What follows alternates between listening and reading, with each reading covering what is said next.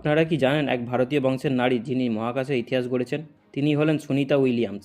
নাসার একজন বিখ্যাত মহাকাশ যিনি মহাকাশে দীর্ঘ সময় কাটানোর রেকর্ড করেছেন। আজকের ভিডিওতে আমরা জানব তার জীবনের অসাধারণ গল্প, কিভাবে তিনি একজন মহাকাশচারী হলেন এবং মহাকাশে তার অবিশ্বাস্য অভিজ্ঞতা।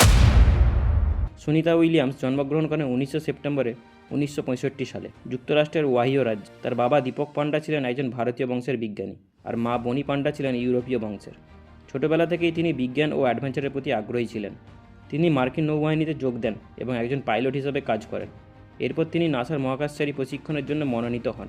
কঠোর পরিশ্রমের মাধ্যমে 1998 সালে তিনি নাসার মহাকাশচারী হিসেবে নির্বাচিত হন।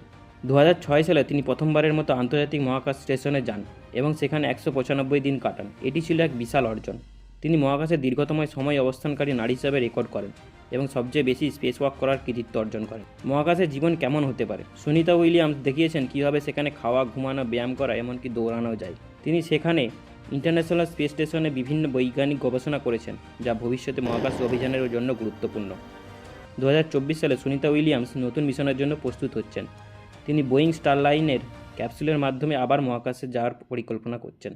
তার এই অসাধারণ অর্জন শুধু ভারতের জন্য নয়, বরং সারা বিশ্বের জন্য এক অনুপ্রেরণা। সুনিতা উইলিয়ামস আমাদের শেখান যে স্বপ্ন দেখতে হবে, কঠোর পরিশ্রম করতে হবে, আর কখনো হাল ছাড়তে নেই।